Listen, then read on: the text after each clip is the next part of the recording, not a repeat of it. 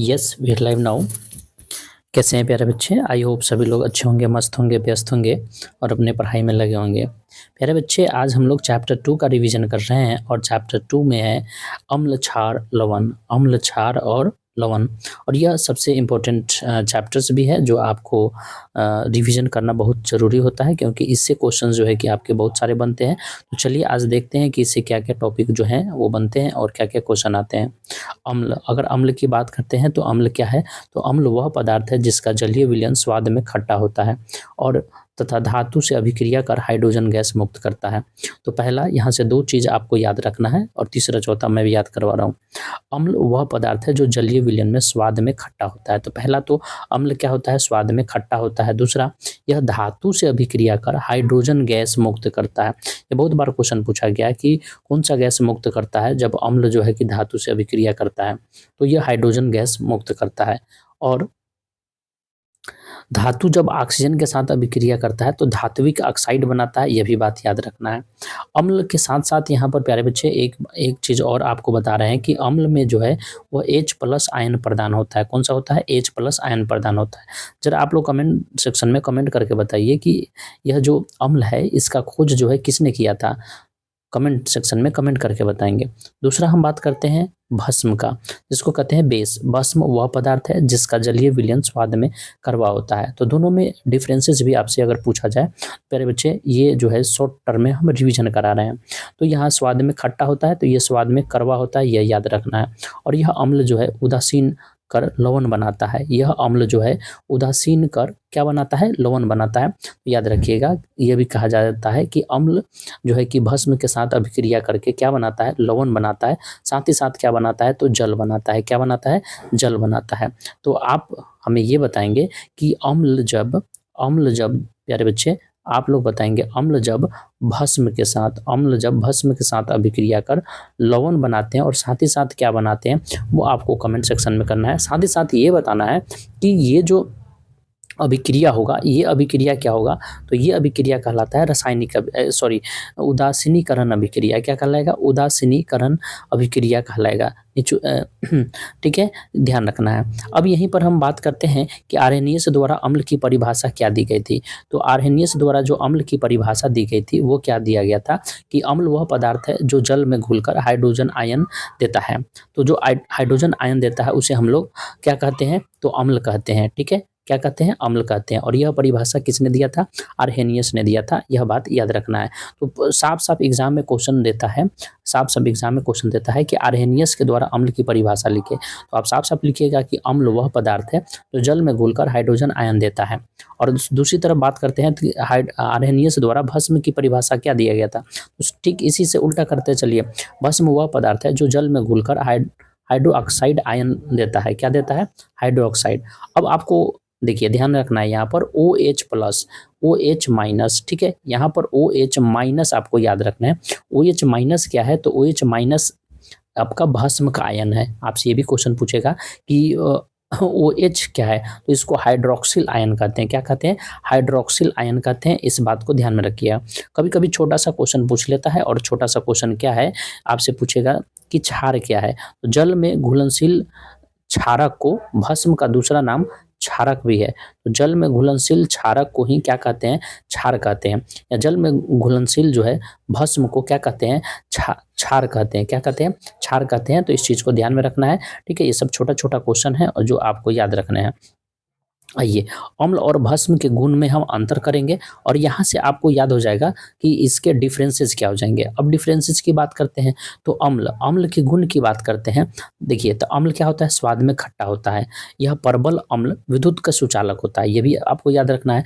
परबल अम्ल जो है, परबल अम्ल किसे कहेंगे? यानी कि जिसमें अम्ल की मात्रा अधिक हो, अधिक हो और आपका अम्ल की मात्रा अधिक हो और साथ ही साथ जो है उसमें जल की मात्रा कम हो तो उसको परबल अम्ल कहते हैं। अम्ल धातु से क्रिया करके हाइड्रोजन गैस मुक्त करता है। ये आपको पहले ही बताया है कि या धातु के साथ अभिक्रिया करेगा तो हाइड्रोजन गैस मुक्त करेगा। क्या करेगा? हाइड्रोजन गैस मुक्त करेगा। भस्म क्षार से क्रिया करके लवण और जल बनाता है। भस्म क्षार से अभिक्रिया करके, ठीक है, भस्म यानी क्षार, ठीक है, यहाँ पर अम्ल हो जाएगा, ठीक है, क्या हो जाएगा, अम्ल हो जाएगा प्यारे बच्चे, अम्ल हो जाएगा, अम्ल। अम्ल जो है अम्ल जो है भस्म के साथ जो है अभिक्रिया कर लवण तथा जल बनाता है, जिसे हम उदासीनीकरण कहते हैं। और सबसे इंपॉर्टेंट बात, अम्ल नीले लिटमस पत्र को लाल करता है, जिसको आपको याद रखना है एक ट्रिक से, अनीला। क्या याद रखना है, अनीला। कैसे याद रखेंगे, अम्ल वह है जो नीले लिटमस पत्र को लाल कर देता है, अम्ल वह है जो नीले लिटमस पत्र को लाल कर देता है, उसे क्या कहते हैं, अम्ल कहते हैं। और लिटमस पत्र क्या है, तो लिटमस पत्र एक सूचक पत्र है। लिटमस पत्र क्या है, तो एक सूचक पत्र है, और यह सूचक पत्र क्या करता है, तो अम्लीयता और क्षारीयता की जानकारी हमें प्राप्त करता है। चलिए, तो यहाँ तक आई होप कि यहाँ तक क्लियर हो गए होंगे, ठीक है। और आपको अगर सेशन अच्छा लग रहा है तो लाइक और शेयर जरूर कर देंगे, ठीक है, लाइक और शेयर जरूर करेंगे प्यारे बच्चे, ठीक है। आइए ध्यान दीजिएगा, यहाँ पर भस्म की बात की जाती है। क्या बात किया गया है, भस्म का। अगर भस्म की बात करते हैं तो उल्टा चलेंगे, ठीक है। अब भस्म क्या है, तो स्वाद में तीखा या कड़वा होता है, ठीक है, याद रखना है, भस्म के स्वाद में तीखा या कड़वा होता है। क्षार छूने से साबुन जैसा चिकना होता है। ये कैसा होता है, क्षार छूने में साबुन जैसा चिकना होता है, ठीक है, इसमें चिकनापन देखने को मिलता है। परबल क्षार विद्युत का सुचालक होता है। अब देखिए, परबल क्षार जो है विद्युत का क्या होता है, सुचालक होता है, ठीक है। परबल क्षार इसलिए कहा गया कि जब हम एक टब में अगर सर्फ को घोल लेते हैं, डिटर्जेंट को घोलते हैं, ठीक है, तो उसमें इलेक्ट्रिसिटी जब पास होता है, ठीक है, तो उसके क्षारक के द्वारा भी पास होता है, ठीक है, इस बात को भी ध्यान रखना है। अम्ल से प्रतिक्रिया कर लवण तथा जल बनाता है, ठीक है, अम्ल से प्रक्रिया करके लवण तथा जल बनाता है, ये आपको ध्यान में रखना है। क्षार लाल लिटमस पत्र को नीला करता है। तो अभी अभी आपको बताए, क्या ट्रिक बताए थे, जल्दी से आप लोग कमेंट करके बताइएगा कि आपने क्या ट्रिक बताया, ठीक है। हमने जो ट्रिक बताया था, क्या बताया था, अनीला। क्या बताया था, अनीला। और अनीला से एक याद रखना है, दूसरा खुद याद हो जाएगा। अनीला एक आपको याद रखना है, अम्ल वह है जो नीले लिटमस पत्र को क्या कर देता है, लाल कर देता है। इस प्रकार से आपको याद रहेगा। आइए इसी के साथ, चूंकि ये फास्ट रिवीजन कर रहे हैं, फास्ट रिवीजन में ज़्यादा समय की जरूरत नहीं होती है, ठीक है, हमें चीज़ों को एक बार देखना और समझना है। आइए, पीएच मान क्या है। अगर पीएच की बात करते हैं तो पीएच मान क्या है, तो पीएच मान एक संख्या है जो पदार्थ की अम्लीयता और क्षारीयता को प्रदर्शित करती है। यह किसी विलयन में हाइड्रोजन आयनों की सांद्रण तथा लघुगणक ऋणात्मक मान, यानी कि H+ आयन और OH- आयन को यह जांच करता है। अम्लीय विलयन में पीएच स्केल पर 7 से कम मान होगा तो उसको अम्लीय कहेंगे, और 7 से ज़्यादा होगा, ठीक है, तो उसको हम लोग क्या कहेंगे, क्षारीय कहेंगे। साथ ही साथ अगर 7 पर होगा तो उसको हम लोग उदासीन कहेंगे। क्या कहेंगे, उदासीन कहेंगे। तो पीएच से अगर पूछा जाएगा तो ये बात। अब आता है बात कि पीएच क्या है। तो पीएच की अगर हम बात करते हैं तो इसको कहते हैं पावर ऑफ हाइड्रोजन। क्या कहते हैं, पावर ऑफ हाइड्रोजन। चलिए, पावर ऑफ हाइड्रोजन कितने लोग को याद था, पावर ऑफ हाइड्रोजन, ठीक है। साथ ही साथ प्यारे बच्चे, यहाँ पर पावर ऑफ हाइड्रोजन के साथ साथ आपको ये भी याद रखना है कि पावर ऑफ हाइड्रोजन और इसका खोज जो है किसने किया था, सोरेनसन ने किया था। किसने किया था, सोरेनसन ने किया था। यह भी बात आपको याद रखना है, ठीक है। अब ध्यान रखिए कि हमारे दैनिक जीवन में जो है, हमारे दैनिक जीवन में जो है, ठीक है, पीएच का जो है यहाँ पर क्या है, पीएच है। हमारे दैनिक जीवन में पीएच का क्या महत्व है, तो ध्यान से उस क्वेश्चन को सुनिएगा। पेट की अम्लीयता, एसिडिटी, गैस की समस्या को दूर करने के लिए क्षारीय प्रकृति वाले मिल्क ऑफ मैग्नीशिया का प्रयोग किया जाता है। यहाँ से देखिए, मिल्क ऑफ मैग्नीशिया और मिल्क ऑफ मैग्नीशिया का प्रयोग किया जाता है। तो आपको मिल्क ऑफ मैग्नीशिया से आपको याद रखने हैं कि मिल्क ऑफ मैग्नीशिया का जो पीएच मान होता है वो कितना होता है, तो 10.5 होता है। कितना होता है, 10.5 होता है, ठीक है, याद रखेंगे कितना होता है, 10.5 होता है, ठीक है, 10.5। मिल्क ऑफ मैग्नीशिया का पीएच मान कितना होता है, 10.5। अम्लीय वर्षा में जल का पीएच मान जो है वो 5.6 से कम होता है, इसलिए वो अम्लीय वर्षा है। और अम्लीय वर्षा होने में किसका रोल होता है, तो SO2 का होता है, सल्फर डाइऑक्साइड का होता है। इस जल के फलस्वरूप नदियों में पीएच भी कम हो जाता है, जो कि जलीय जीवों को हानिकारक प्रभाव डालता है। जलीय जीवों ही क्या, मतलब आपको पेड़ पौधे पर भी हानिकारक होता है, ठीक है। तो अम्लीय वर्षा होगा तो ये खतरनाक होता है। अगर पूछा जाएगा कि अम्लीय वर्षा किससे होता है, तो सल्फर डाइऑक्साइड से होता है, सल्फर डाइऑक्साइड से होता है। यह बात ध्यान में रखना है। तीसरा अगर बात करते हैं, दांत में इनामेल कैल्शियम सल्फेट। क्या याद रखना है, दांत में इनामेल कैल्शियम सल्फेट। एक हो गया, 2 हो गया। तीसरा, दांत में इनामेल कैल्शियम सल्फेट का बना होता है। दांतों की सफाई नहीं करने पर बैक्टीरिया से सड़ने से अम्लों की उत्पत्ति होती है। देखिए, दांत में इनामेल, यानी कि यहाँ से क्वेश्चन ये आएगा कि दांत के ऊपरी परत को क्या कहते हैं, तो इनामेल कहते हैं। और इनामेल जो है कैल्शियम सबसे ज़्यादा कठोर जो होता है वो दांत ही होता है, और ये कैल्शियम सल्फेट सल्फेट का बना होता है। ठीक है, दांतों की सफाई नहीं करने पर बैक्टीरिया से सड़ने से अम्लों की उत्पत्ति होती है। ठीक है, वहाँ पर एसिड बन जाएगा, जिससे मुंह का लार जो है का पीएच मान 5.5 से कम चला जाता है और इनामेल का नुकसान हो जाता है, मतलब दांत जो है धीरे धीरे वहाँ पर कटने लगते हैं। इसका उपाय हेतु टूथपेस्ट में क्षारीय पदार्थ प्रयुक्त किए जाते हैं, इसलिए आपने प्रचार भी देखा होगा, जैसे कि टूथपेस्ट कोलगेट का प्रचार करता है तो उसमें कहता है कि यह क्षारयुक्त है। ठीक है, क्षारयुक्त है, इसमें लवण है। ठीक है, लवण का प्रचार देता है, तो यह बात ध्यान रखना है। चौथा, मधुमक्खी के डंक में मेथेनोइक अम्ल होता है, ये बहुत इंपॉर्टेंट है, ये बहुत इंपॉर्टेंट है। आप ध्यान से, आप जो है कि आपको देखिए एग्जाम में अच्छे अंक लाना है तो इसको वीडियो को पूरा पूरा देखिएगा। वीडियो पूरा देखने से क्या होगा कि आपको आपको इसका फायदा बुझा जाएगा। मधुमक्खी में डंक मेथनोइक अम्ल होता है, इसके डंक से होने वाली जलन को शांत करने के लिए क्षारीय प्रकृति में बेकिंग सोडा का प्रयोग किया जाता है। अब देखिए, मधुमक्खी डंक डंक मारेगा तो उसमें मेथेनोइक अम्ल जाता है, और मेथेनोइक अम्ल जो है कि चला गया तो आपको जलन होना शुरू हो जाएगा, दर्द होना शुरू हो जाएगा। इसके डंक से होने वाली जलन को शांत करने के लिए क्षारीय प्रकृति का बेकिंग सोडा, देखिए यहाँ पर क्वेश्चन बनता है कि बेकिंग सोडा का प्रयोग कर देंगे तो वह डंक जो है कि वो शांत हो जाता है। तभी तो हम लोग क्या करते हैं, अगर हम लोग अपनी भाषा में बात करते हैं तो अगर मधुमक्खी काट लिया तो हम लोग प्याज को रब कर देते हैं, रगड़ देते हैं, जिससे क्या हो जाता है कि वो बेकिंग सोडा की तरह काम करेगा और वहाँ पर क्या करेगा, उसके डंक को कम कर देता है। अब यहाँ पर अगला हम लोग पॉइंट की बात करते हैं, तो अगला पॉइंट है उपजाऊ मिट्टी का पीएच मान भी एक निश्चित परास में होता है। देखिए, अब उपजाऊ मिट्टी जो है उसकी भी अम्लीयता क्षारीयता होता है, उसकी भी जानकारी हमें रखना पड़ता है। ठीक है, अब उसकी अम्लीयता क्षारीयता, अगर अम्लीय ज़्यादा हो जाएगा तो खेती नहीं हो पाएगा, क्षारीय भी ज़्यादा हो जाएगा तो खेती नहीं हो पाएगा, तो इस चीज़ का भी हमें ध्यान रखना पड़ता है। आइए इसी के साथ चलते हैं अगला। आगे है उदासीनीकरण अभिक्रिया क्या है।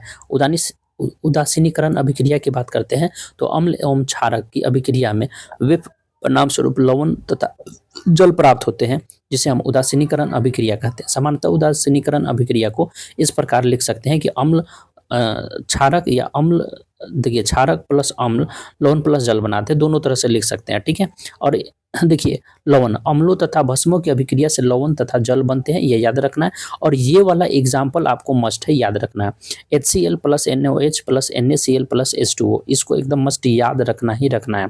ठीक है, एग्जाम के लिए बहुत इंपॉर्टेंट है। अब देखिए यहाँ पर आता है सबसे इंपॉर्टेंट बात, सोडियम हाइड्रोक्साइड का उपयोग। क्वेश्चन यहाँ पर देखिए, यहाँ से क्वेश्चन जो है कि ये 5 नंबर के क्वेश्चन बन जाते हैं। ठीक है, 5 नंबर के क्वेश्चन बन जाते हैं, तो 5 अंक की प्रश्न यहाँ पर आपको देखने को मिल जाएगा। सोडियम हाइड्रोक्साइड का उपयोग साबुन तथा उपमार्जक बनाने में, याद रखना है सोडियम हाइड्रोक्साइड यानी कि NaOH।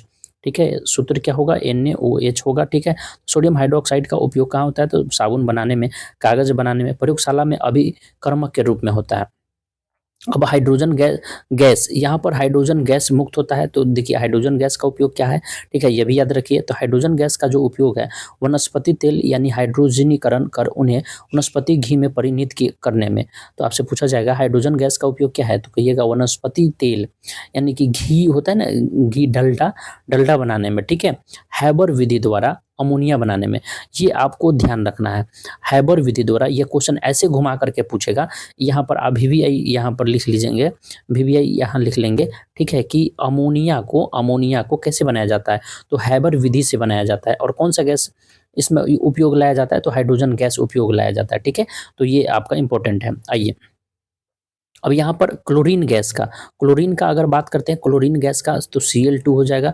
क्या हो जाएगा, Cl2 हो जाएगा। और Cl2 की बात करते हैं तो Cl2 हो गया। और यह कपड़ा एवं कागज के विरंजित करने में यानी कि उसके कलर को बचाने में होता है। कीटनाशक होने के कारण पेयजल को शुद्ध करने में, ठीक है, ये भी ध्यान रखना है। विरंजक चूर्ण बनाने में, ठीक है, विरंजक, हाँ आप लोगों को कमेंट करके बताना है कि विरंजक चूर्ण का सूत्र क्या होता है, तो कमेंट करके बताना है CaOCl2 होता है विरंजक चूर्ण का। सोडियम बाइकार्बोनेट अर्थात सोडियम हाइड्रोजन कार्बोनेट इसको कहते हैं, इसको खाने वाला सोडा कहते हैं। इसका उपनाम जरूर याद रखना है, बहुत VVI है प्रश्न है, ये बहुत इंपॉर्टेंट प्रश्न है, इस बात को ध्यान रखना है। Sodium bicarbonate, sodium hydrogen carbonate यानी कि खाने का सोडा या सोडियम बाइकार्बोनेट है, सोडियम बाइकार्बोनेट को अमोनियम सोडा विधि द्वारा, देखिए यहीं पर ये इंपॉर्टेंट है आपका, सोडियम बाइकार्बोनेट को अमोनिया सोडा विधि या सॉल्वे विधि द्वारा तैयार किया जाता है। ठीक है, ये 5 अंकीय प्रश्न में आपको जाएगा, 5 अंकीय प्रश्न में जाएगा, इस बात को ध्यान में रखना है। ठीक है, तैयार किया जाता है सोडा विधि से या सॉल्वे विधि। अब आपको ध्यान में आता होगा कि सोडा विधि या सॉल्वे विधि क्या है, तो चलिए समझ लेते हैं इसको। सोडा या सॉल्वे विधि, देखिए सोडा या सॉल्वे विधि क्या है, अमोनियम गैस से संतृप्त सोडियम क्लोराइड के संतृप्त जलीय विलयन में कार्बन डाइऑक्साइड गैस प्रवाहित करने के फलस्वरूप सोडियम बाइकार्बोनेट प्राप्त हो जाता है। अमोनियम गैस संतृप्त सोडियम क्लोराइड में संतृप्त जलीय विलयन में कार्बन डाइऑक्साइड गैस प्रवाहित करने के फलस्वरूप सोडियम बाइकार्बोनेट प्राप्त होता है। अब देखिए, अब ये प्राप्त होता है, यहाँ पर इसके इक्वेशंस जो है ना बहुत इंपॉर्टेंट हो जाते हैं, इसलिए आपको इक्वेशंस थोड़ा सा याद कर लीजिएगा। सोडियम, देखिए सोडियम, फिर जल और कार्बन डाइऑक्साइड, और यहाँ पर अमोनिया, ये 4 चीज जो है कि आपको लिखने पड़ते हैं। फिर क्या बनेगा, NH4Cl सोडियम अमोनिया क्लोराइड, और यहाँ पर बन जाएगा आपका, क्या बन जाएगा, सोडियम बाइकार्बोनेट। इसी को कहते हैं सोडियम बाइकार्बोनेट। ठीक है, या धोवन सोडा के नाम से हम लोग जानते हैं। ठीक है, क्या जानते हैं प्यारे बच्चे, इसको सॉरी खाने वाला सोडा के नाम से जानते हैं। क्या जानते हैं, खाने वाला सोडा के नाम से जानते हैं, याद रखना है।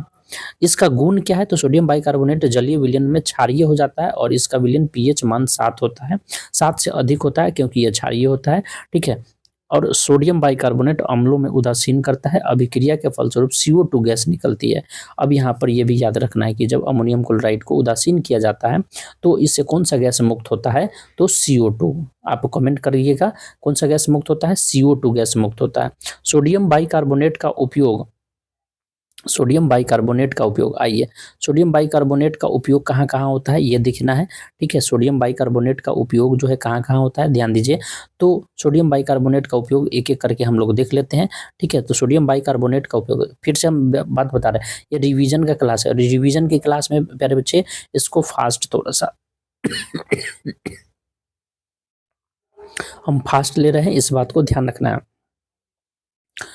इसका उपयोग बेकिंग पाउडर बनाने में, बेकिंग पाउडर खाया जाता है। ठीक है, याद रखिएगा। पेट की अम्लीयता कम करने के लिए औषधि एंटी एसिड के रूप में प्रयोग किया जाता है। आप लोग जैसे इनो लेते हैं, ठीक है, इनो लिए या सोडा जी लिए, तो उसमें भी इसका प्रयोग किया जाता है। इसका उपयोग अग्निशामक यंत्रों में, यानी कहीं आग लग गया तो हम लोग सोडियम बाइकार्बोनेट का उपयोग करके इसको हम लोग उपयोग करते हैं। रसोई घर में खाना सोडा का उपयोग खस्ता व्यंजन बनाने के लिए, कहते हैं ना कि खस्ता बना रहे हैं, तो उसमें बेकिंग पाउडर का इस्तेमाल किया जाता है, इस्तेमाल करके जल्द पकाने के लिए भी किया जाता है। तो ध्यान रखेंगे, ये आपके लिए बहुत इंपॉर्टेंट। इसी के साथ जो है कि एक और इम्पोर्टेंट जो है कि धोवन सोडा है, धोवन सोडा को भी समझ लीजिए, बहुत इंपॉर्टेंट है आपके लिए। ठीक है, धोवन सोडा, ठीक है, जिसका सूत्र होता है Na2CO3 × 10H2O। एक बार बोल लीजिए मेरे साथ कि सोडियम कार्बोनेट, सोडियम कार्बोनेट अर्थात इसको धोवन सोडा कहते हैं, इसका सूत्र होता है Na2CO3 × 10H2O, याद रखना है। ठीक है, 10 हाइड्रेट भी कभी कभी लिख देता है। सोडियम कार्बोनेट या धोने का सोडा प्रायः अमोनियम सोडा या विधिया सॉल्वे विधि द्वारा, अमोनिया सोडा विधि या सॉल्वे विधि द्वारा होता है। यह भी बात याद रखना है आपको, कौन से विधि द्वारा होता है, अमोनिया सोडा विधि या सॉल्वे विधि द्वारा तैयार किया जाता है। अब अमोनिया सोडा विधि द्वारा कैसे तैयार किया जाएगा, तो ठीक उसी प्रकार से जैसे अभी हम लोग ऊपर में हम लोग तैयार किए हैं ठीक है,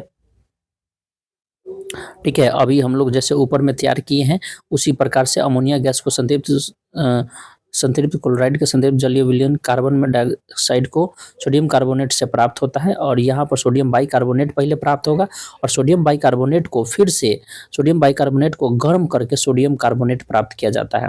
ठीक है, तो सोडियम कार्बोनेट कब प्राप्त होगा, तो जब सोडियम बाइकार्बोनेट को गर्म, या आप ऐसे लिख सकते हैं कि जब सोडियम बाइकार्बोनेट को हम गर्म करते हैं तो sodium carbonate plus carbon dioxide और जल प्राप्त होता है, यहाँ से हम लोग लिख सकते हैं। सोडियम कार्बोनेट के रावाकरण धोवन सोडा, ठीक है, इसका सूत्र जो है Na2CO3 × 10H2O, बहुत इंपॉर्टेंट है, बहुत इंपॉर्टेंट है, VVI है, याद रखिएगा इस बात को। ठीक है, आइए गुण, Na2CO3 का जलीय विलयन क्षारीय होता है। Na2CO3 का जलीय विलयन कैसा होता है, क्षारीय होता है। देख लीजिए यहाँ पर OH नहीं दिख रहा है, लेकिन है कैसा, क्षारीय है। ठीक है, और Na2CO3 अम्लों में उदासीन होता है। ठीक है, अम्लों में क्या हो जाएगा, उदासीन हो जाएगा। सोडियम कार्बोनेट के विलयन CO2 गैस प्रवाहित करने पर सोडियम बाइकार्बोनेट बनता है। क्या बनता है, सोडियम बाइकार्बोनेट बनता है। आइए अब यहाँ पर धुआं सोडा का उपयोग देख लेते हैं। तो धुआं सोडा का उपयोग क्या है, ये देखिए बहुत इंपॉर्टेंट है, ठीक है, याद रखिएगा, ठीक है। और फिर से मैं बता दूं, जो भी चैनल पर नए हैं वो चैनल को सब्सक्राइब कर लीजिएगा, ठीक है, लाइक कर दीजिएगा, सेशन को शेयर कर दीजिएगा, ठीक है। धोन सोडा का उपयोग कपड़ा आदि धोने में इसका उपयोग होता है, ठीक है। कपड़ा धोने में धोन सोडा, यानी सोडा है तो धोन सोडा हो गया, ठीक है। यह प्रयोगशाला में अभिकर्मक के रूप में व्यवहार में आता है। कांच, कागज, साबुन आदि उत्पादन के उपयोग में भी आता है। जल के अस्थायी खरापन को दूर करने में भी आता है, याद रखेंगे, ठीक है। विरंजक चूर्ण, आइए विरंजक चूर्ण का सूत्र होता है CaOCl2, ठीक है, इस बात को ध्यान रखना है। CaOCl2, मैं थोड़ा देर पहले ही कहा था कि यह क्या है, विरंजक चूर्ण है। यह भी अपने आप में बहुत इंपॉर्टेंट क्वेश्चन है, ठीक है, बहुत इंपॉर्टेंट क्वेश्चन है। तो विरंजक चूर्ण शुष्क बुझे हुए चूना। अब शुष्क बुझा हुआ चूना क्या होता है, तो CaOH का होल 2 होता है, CaOH का क्या होता है, होल 2 होता है। तो शुष्क बुझे हुए चूने को 40 डिग्री सेल्सियस पर उसको क्लोरीन गैस प्रवाहित करने पर, ठीक है, करने पर विरंजक चूर्ण प्राप्त होता है। टाइपिंग में एरर है, ठीक है। CaOH का whole 2 plus Cl2, Cl2 plus H2O, अर्थात जब बूझा चूना को क्लोरीन गैस प्रवाहित करते हैं और गर्म करते हैं तो हमें विरंजक चूर्ण और जल प्राप्त हो जाता है। याद रखिए, कैसे याद रखना है, फिर से मैं याद करवा रहा हूँ, ध्यान रखिएगा कि जब शुष्क बूझे चूने पर जब हम क्लोरीन गैस प्रवाहित करते हैं तो हमें विरंजक चूर्ण प्राप्त होता है। आइए, विरंजक चूर्ण के साथ साथ हमें जल भी प्राप्त होता है। अब आइए ध्यान दीजिएगा यहाँ, अब इसका गुण क्या है, यह सफेद चूर्ण जिसके क्लोरीन की गंध निकलती है, यह सफेद चूर्ण होता है और इसका गंध क्लोरीन जैसा गंध निकलता है। उपयोग कहाँ है, सबसे ज्यादा इसका उपयोग पूछा जाता है एग्जाम में कि जो विरंजक चूर्ण है, ठीक है, विरंजक चूर्ण है, इसका जो है उपयोग कहाँ है, तो कीटनाशक के रूप में, कागज एवं कपड़ों के विरंजक में, क्लोरीन या क्लोरोफार्म आदि बनाने में। अब बात करते हैं प्लास्टर ऑफ पेरिस, बहुत वेरी इंपॉर्टेंट है, इस बात को भी ध्यान रखेंगे, ठीक है। प्लास्टर ऑफ पेरिस, ठीक है, PBI है आपके लिए, ध्यान रखेंगे इस बात को, very important. Plaster of Paris CaSO4 into H2O, calcium sulphate hemihydrate. देखिए यही तो हम कहना चाहते थे, कभी कभी एग्जाम में आपसे पूछ देगा कि सल्फेट हेमीहाइड्रेट का सूत्र क्या होगा, तो CaSO4 इंटू हाफ H2O होता है और plaster of Paris CaSO4 into H2O होता है। जिप्सम यहाँ पर एक शब्द आया, तो जिप्सम का सूत्र क्या होता है, तो CaSO4 इंटू 2H2O की तीव्रता को अत्यधिक तीव्रता से गर्म करने पर यह पूर्ण रूप से निर्जलीय होकर कैल्शियम सल्फेट बना लेता है। क्या बना लेता है, कैल्शियम सल्फेट बना लेता है। और कैल्शियम सल्फेट बना लिया, यहाँ पर देखिए, फिर इस जिप्सम में 120 डिग्री तक सावधानी पूर्वक गर्म करने पर फलस्वरूप प्लास्टर ऑफ पेरिस बनाया जाता है। यानी उस जिप्सम को 120 डिग्री सेल्सियस पर जब गर्म किया जाता है तो आप लिख सकते हैं कि पहले ऐसे लिख सकते हैं कि जिप्सम को अति तीव्रता के साथ गर्म करने पर वो निर्जलीकरण हो जाता है, फिर उसको 120 डिग्री पर गर्म करने पर प्लास्टर ऑफ पेरिस बन जाता है। और प्लास्टर ऑफ पेरिस का सूत्र क्या होता है, तो CaSO4 इंटू H2O होता है, ठीक है। ठीक है, प्लास्टर ऑफ पेरिस का उपयोग क्या है, तो ध्यान रखना है। प्लास्टर ऑफ पेरिस का उपयोग की बात करते हैं तो प्लास्टर ऑफ पेरिस का उपयोग मूर्ति बनाने में किया जाता है।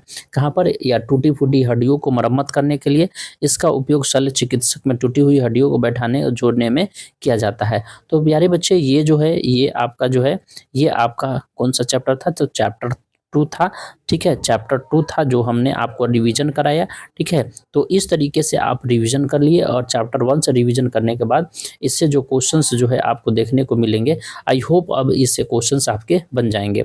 ओके, थैंक यू, जय हिंद प्यारे बच्चे। आप सभी को सेशन कैसा लगा प्यारे बच्चे जरूर कमेंट में कीजिएगा, ठीक है। साथ ही साथ इसे लाइक और शेयर कर दीजिएगा, ठीक है, क्योंकि फास्ट रिवीजन में आपको मैं फास्ट तरीके से हमने रिवीजन कराया। ओके, थैंक यू, जय हिंद।